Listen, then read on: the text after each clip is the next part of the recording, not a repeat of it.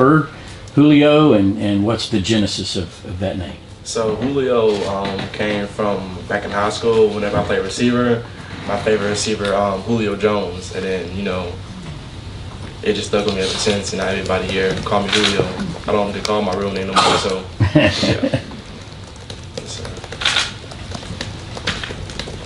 Yeah, Kirby said there was a lot of reps available for you in practice last year with Kamari, not practicing every day. Just how much did those reps help you last year as you earned more and more playing time throughout the season? So, as me, playing a lot last year, getting those reps, helped a lot. Cause, just in case, anything was to happen, I'm, ready. Cause, the practices are, harder than the game. So, if I could, get, my reps in at practice, when the game comes, it should be, really, easy, and it shouldn't be, as hard as practice was. So, and it really helped me develop, going with the ones every other day alongside with Dylan Everett, so it helped me a lot. So yeah. Julian, you flirted with the transfer portal back in December, January. What led to your decision to ultimately stay at Georgia and work it out here? So for the transfer portal, so I'm from Houston, Texas, so that's 12 hours away when you drive, and after games I used to see all my other teammates who from Georgia, them with their people and all that, and it kind of got to me a little bit. So that's why I went to portal, because I want to play close to my people. But then I talked to Kirby and Muschamp and Coach Dante, and then they were saying this can be a big year for me. This can be my year come out about to have a good year. So I thought about it, and it was just, I want to be developed than just be down there just 1 year and just say that I'm close to my family. But I just stuck it out here because the development part is one of a kind compared to all other schools. So yeah. You mentioned Coach Williams there. Just what have your impressions been of him a couple weeks into spring practice? So Coach Williams, I've been knowing him since sophomore year of high school, since COVID first started. Me and him have a tight relationship. He has us doing these ball drills every day in practice, and it's been helping me, better my ball skills, from last year. So yeah, I like him a lot. Me and him relate a lot, so yeah, I like him a lot. Press the point. How much thought did you actually put into it before you, I forget whether you put it on Twitter or Instagram, whatever, and then how had you talked to the coaches before that, and then how quickly did you hear from them after you kind of sent it out there on social media? Right, so me going back home, we had I think we had a week off after bowl game, and it just kind of hit me because I'm back at home, and I barely get to see my people a lot, and it was just okay, now is the time for me to go in if I want to make that decision to be close to my family, or just stay up here and keep doing what I was been doing. But as soon as I went to portal, the coach was of course the coach was calling me and texting me, and we spoke and everything, and we sat down and we talked about the bigger picture besides just me going back to be closer to home whenever I can be up here and get the best training that I need to be able to make it to the next level. So yeah. Yeah, Julian, over here. There's a bunch of you guys in the defensive back room that have a background in track, extremely fast track times as well. You were a 10.5 guy, Kyron Jones a 10.3 guy. If I made a 4x1 team out of the defensive back team at the University of Georgia, who would run the anchor leg? I'll say most definitely me. I don't know why they had that 10.5 up there. I actually ran a 10.2 and a 20.6 in the 200, so I don't know why they, but I think I'll be the anchor leg. It'll be a runner-up between me and Daniel Harris. So who would be the fourth? The fourth leg, I'll give it to myself. Second leg would be Daniel Harris, the fourth and second on the fastest people on 4x1, so yeah. When we got a chance to see you guys at a practice earlier this year, Dante Williams, your position coach, had a helmet on. Did he give you an explanation for that? And then what are some of the differences between he and Fran Brown? So Fran Brown was a coach who he wanted the best out of us at all times, and Fran, both of them are great coaches. But the thing about Dante would put cleats on and put a helmet on, do the drills with us, and he sent us videos of different drills we're gonna do.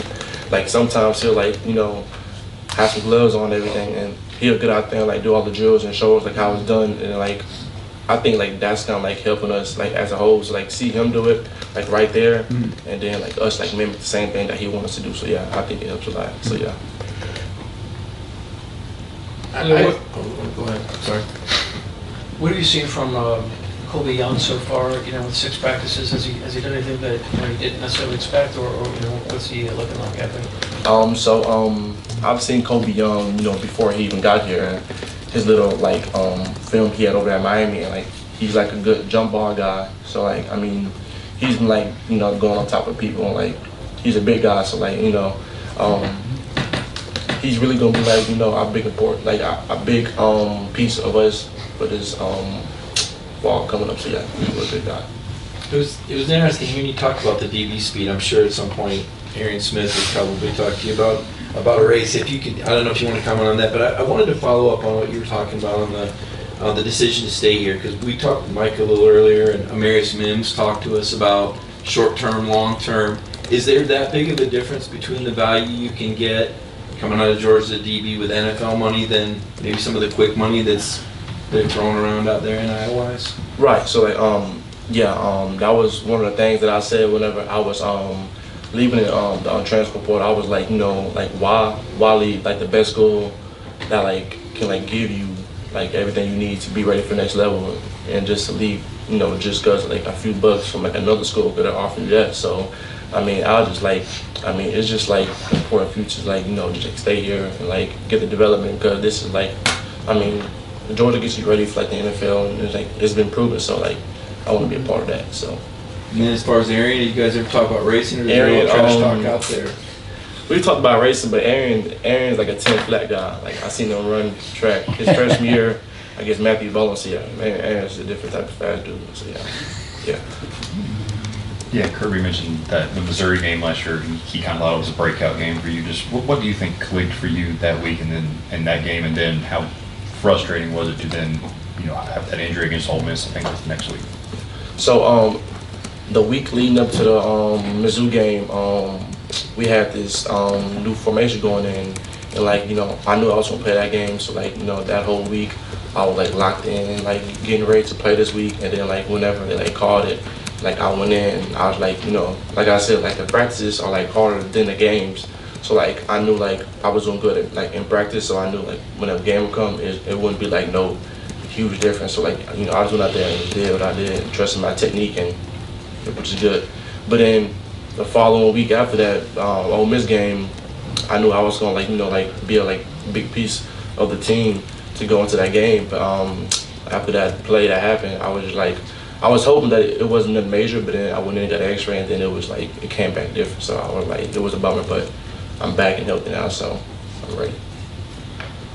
Yeah, you touched on Dalen a little bit. Obviously, you guys came in together. I'm sure you spent a lot of time together, but then also, getting to play across from him and work together.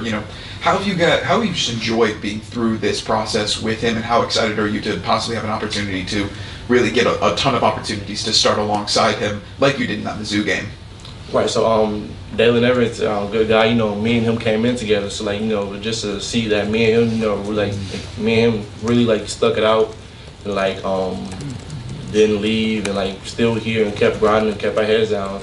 I'm excited because me and him always talk about we here now, so we can really be a big difference to the team. So I like Dalen Everett a lot, and I think me and him are gonna do great things this season.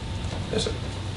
To follow up on the injury, just what was the process like, getting back from that, and how tough was that being sidelined to end the rest of the season? So when that happened, I was like, God dang, I was trying to figure out as soon as possible when can I get back to that, because I knew we was going to go to the SEC championship, so I was like, dang, I want to play that game real bad, because I know that's a big game, that's a big game, that's a who goes, who doesn't. So I was really aiming for that point, but then whenever I was on rehab almost every other day on the weekends, just trying to get back as soon as possible. Then whenever I got word back that I was probably wouldn't be able to, it wouldn't probably be smart for me to play that game. It was a bummer, but I sure did want to be out there with my teammates. So yeah. You talk about Dalen and you got Jonel Aguero back there. There's a lot of guys on this team that aren't local, and you were talking about being around your people and the feeling after games. Who have you leaned on as a teammate through all of that to kind of maybe identify with and maybe they're your people after who's kind of been your go-to as far as that goes? I'll say Dalen Everett, Ja'Cory Thomas, and Dan Harris. Like we're all DBs, so like after the game, I'll just because sometimes their people wouldn't like show up either, because they're from like far away, so like I'll just like go with them and like we'll just be talking, so like I think like that really like built our relationship this year. So yeah, Got time for one more question? Yes sir. How was Ellis Robinson kind of adjusting, from high school? I know he played at a high-level program, but it's a transition period for a lot of the guys. He's still young. He's doing good in practice and everything, and I'm doing everything I can, to like lead him in the right way and keep on pushing every day. Seriously.